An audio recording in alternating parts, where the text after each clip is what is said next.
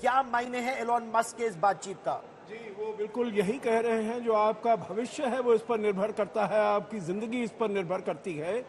क्योंकि उन्होंने ये एक नारा दिया है, जो अगर डोनाल्ड ट्रंप जीतेंगे तो मतलब ये वाले जो इलेक्शन है ये फ्री एंड फेयर है, अगर वो हारते हैं तो यकीनन उसमें कुछ ना कुछ गड़बड़ी की है। तो इन्होंने दोनों साइड ने अपनी जो लीगल टीम्स हैं वो इस्टेब्लिश कर ली हैं, सभी स्टेट में उन्होंने कर ली हैं। और अगर वो देखते हैं जो इसमें अंतर बहुत कम होता है डेमोक्रेट और रिपब्लिकन में, तो वो इसमें लीगल केसेस में हर जगह पर वो लगाएंगे, जिससे कि हर चीज के बारे में टटोला जाए, कोर्ट्स में लेकर जाएं और इसको डिले किया जाए। तो वो जैसे 2020 में 2021 सबको याद है 6 जनवरी को क्या हुआ था, तो वही वो ऐसा बता रहे हैं, जो अगर डोनाल्ड ट्रंप किसी वजह से हार जाते हैं तो वो फिर से वही वाला हमारे सामने नजारा आ सकता है। मुझे तो पूरी वो भारत की चुनाव याद आ गए, सुशांत सरीन जी, जहां पर संविधान खत्म हो जाएगा का एक डर वहां पर यहाँ पर भी बनाया गया था, जिस तरीके से अभी एलन मस्क जिसकी बात कर रहे हैं। लेकिन ये बताइए कि इस समय चाहे हम मस्क को सुने, चाहे कमला हैरिस की बातें सुने, चाहे ट्रंप की बातें सुने, आपका मन क्या कह रहा है? यार देखो श्वेता, फ्रैंकली स्पीकिंग, हम तो भारत के इलेक्शन नहीं प्रिडिक्ट कर सकते, तो अमेरिका का क्या कर सकते हैं। हमारे तो यहाँ पे भारत में जो जो अनुमान लगाते हैं सारे उल्टे के सीधे हो जाते हैं, तो वो तो छोड़ दीजिए। लेकिन देखिए, एक जगह एक समानता है भारत और अमेरिका में, और एक बहुत बड़ा डिफरेंस है। डिफरेंस ये है कि भारत के जो चुनाव होते हैं वो फर्स्ट वर्ल्ड के इलेक्शंस हैं, अमेरिका के जो चुनाव होते हैं वो थर्ड वर्ल्ड के इलेक्शंस हैं। मतलब कि इतना घटिया सिस्टम अमेरिका का है चुनावों का, और जिस तरीके की उनकी राजनीति है, ये तो थर्ड वर्ल्ड, ये तो पाकिस्तान टाइप का इनके चुनाव का सारी प्रक्रिया वैसी है मोर और लेस, और नतीजों को एक्सेप्ट नहीं करना, कोई ग्रेस नहीं रखनी, और ये दोनों साइडों पे है। ये नहीं है कि डेमोक्रेट्स जो हैं दूध के धुले हुए हैं और सिर्फ रिपब्लिकन्स की प्रॉब्लम है। दूसरी चीज ये श्वेता, जो बहुत समानता है, वो ये है कि ये इलेक्शन ना तो इकोनॉमी पे लड़ा जा रहा है, ना फॉरेन पॉलिसी पे लड़ा जा रहा है, ना किसी और असली मुद्दे पे लड़ा जा रहा है, ये डर पर लड़ा जा रहा है। एक साइड कहती है कि संविधान खत्म हो जाएगा, एक साइड कहती है कि आपके जो अधिकार हैं या जो आपकी चुनावी आपकी जो प्रक्रिया है वो पूरी की जाएगी इमिग्रेशन के करके, जिस तरीके के कानून बनाएगी डेमोक्रेट पार्टी। तो रिपब्लिकन्स अपना डर लेकर के आ रहे हैं, डेमोक्रेट्स अपना डर जता रहे हैं। तो एक डर के माहौल में इलेक्शन हो रहा है, और पोलराइजेशन, डर का माहौल, पोलराइजेशन ऐसा कि कौन आगे कौन पीछे, कुछ अंशों का बस दोनों में अंतर है, अंकों का। लेकिन पूर्णिमा जी, एलोन मस्क जो कह रहे हैं कि ये आखिरी चुनाव होगा अगर ट्रंप हार जाएंगे, क्या ये नर्वसनेस है रिपब्लिकन खेमे में? नहीं, डेफिनेटली नॉट। एक्चुअली मैंने ये पहले कह चुकी हूँ। ऑब्वियसली इलोन मस्क कहेंगे तो और ज्यादा इंपॉर्टेंट होता है। लेकिन मैं आपको एक बात बताऊं, कैलिफोर्निया में वोटर आईडी और ड्राइवर्स लाइसेंस देखना और वेरीफाई करना किसी की आइडेंटिटी इज इलीगल नाउ। और डेमोक्रेट पार्टी वर्जीनिया को सू किए थे वोटर रोल से इलीगल को निकालने के लिए। आप डेमोक्रेट पार्टी जॉर्जिया को सू किए हैं उनके सर्वेलेंस कैमरा ना लगाए अनमैन्ड ड्रॉप बॉक्सेस में। आप मुझे एक बात बताइए, इंडिया में जो इलीगल घुसपैठिया जो घुस रहे बांग्लादेश से और रोहिंग्या को सेटल करा रहे, और कांग्रेस पार्टी जो ये एजेंडा चलाए है कि कोई इलीगल रोहिंग्याज और बांग्लादेशीज एंड एक्सेट्रा आपके इलेक्शन में वोट करे और राहुल गांधी को जिताए, आपको अच्छा लगेगा क्या? और पाकिस्तानी आके और अफगानिस्तानी आके और XYZ आके इंडिया की इलेक्शन में वोट करे without with a fake ID or even not even with the ID? Is it even a democracy at this point of time? The reason I've also made this comment before is because of this same reason. Biden Harris के administration में इस country में 12 to 14 million illegal immigrants को आने दिया गया है। इनके मुताबिक अभी इस कंट्री में 40 मिलियन से ज्यादा इलीगल इमिग्रेंट्स है।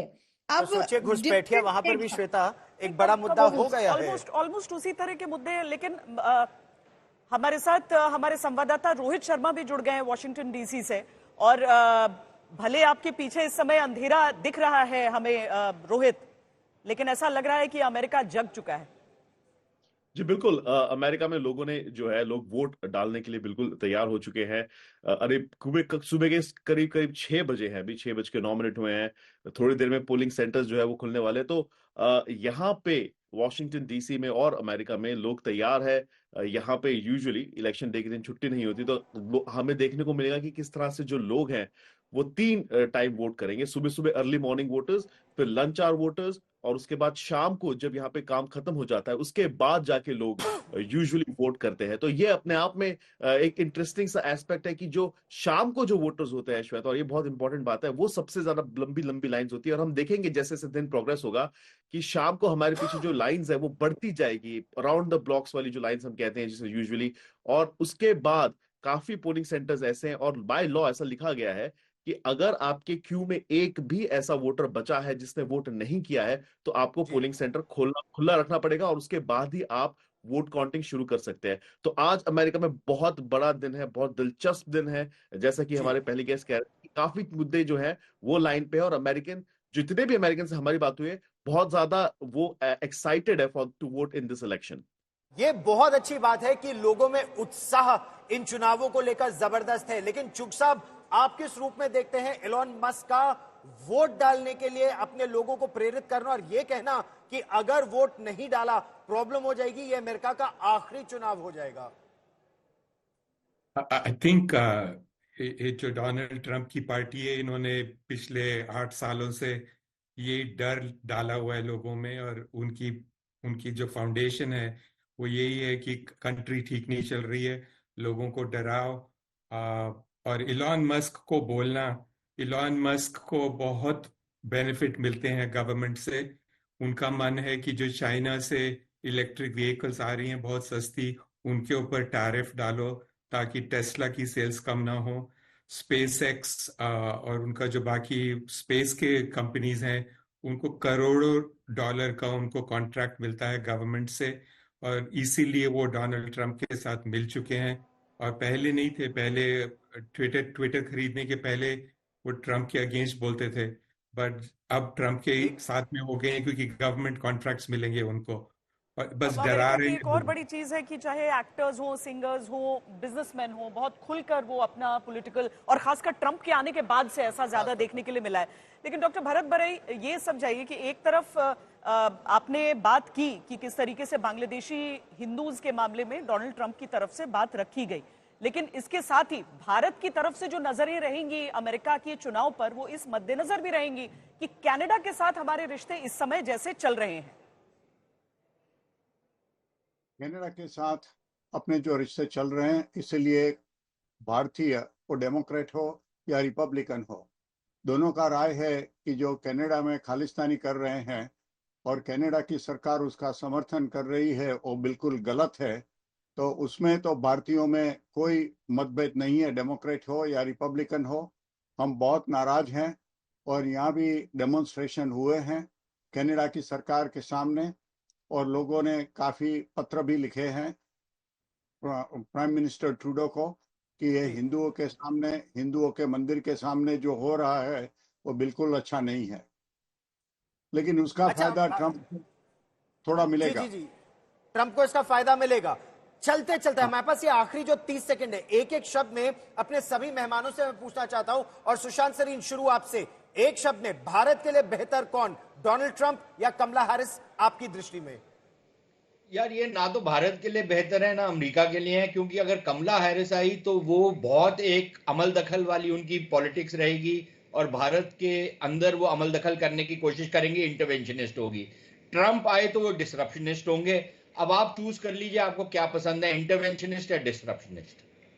एम्बेसडर सज्जनहर जी, मेरे विचार से दोनों ही ठीक होंगे। हमारे जो संबंध हैं पिछले 24 साल से बड़ी तेजी से ऊपर उभर रहे हैं, और मेरे विचार से कोई भी इसमें से आता है, हमारे दोनों में एक स्ट्रेटेजिक कन्वर्जेंस है और वो आगे हमारे रिश्तों को आगे लेकर जाता रहेगा। सचदेव जी, आपने लाइक अ ट्रू डिप्लोमेट, आपने मिडिल पाथ लिया। सचदेव जी। श्योर, आई थिंक जैसे सब कह रहे हैं, अपवर्ड पाथ लिया है। दोनों में कुछ पॉजिटिव है फॉर इंडिया, कुछ नेगेटिव है फॉर इंडिया, कुछ पॉजिटिव है फॉर द वर्ल्ड, कुछ नेगेटिव है फॉर द वर्ल्ड। ट्रंप की जहां तक बात है, ट्रंप अपने को कहता है मैं तो मास्टर ऑफ द डील हूं, तो ये हो सकता है चाइना से डील कर ले, ग्रैंड बार्गेन, ट्रेड टैरिफ वगैरह सेटल हो गए, इंडिया का हमें अपना कैलकुलस खुद देखना पड़ेगा। हैरिस हुई एक्टिविस्ट है, उसकी आप हिस्ट्री देखो, शी इज अ एक्टिविस्ट, तो वो देश के अंदर भी और दुनिया भर में भी एक्टिविज्म का अप्रोच लाएगी। ठीक है पूर्णिमा जी, ट्रंप क्यों? Because this particular election is about nationality versus nationalism versus communism. It's a democracy versus tyranny. It's a freedom versus conformity. Agar Kamala Harris aa gaya, there is no other election that is going to happen. Obviously, it's going to be a dictatorship. चुक साहब, 30 second है केवल। कमला Harris क्यों? Donald Trump सिर्फ एक reason के लिए खड़े हो रहे हैं, ताकि वो जेल ना जाए, क्योंकि उनके अगेंस्ट 88 केसेस हैं। कमला हैरिस इंडिया के लिए बहुत अच्छी होगी। मैं उस दिन की वेट कर रहा हूं जब वो इंडिया आएगी, और 70 करोड़ महिला इंडिया के लिए कितना गर्व का दिन होगा। ठीक, बराई साहब, आपकी दृष्टि में कौन बेहतर, डोनाल्ड ट्रंप या कमला हैरिस भारत के लिए? भारत के लिए ट्रंप अच्छे होंगे।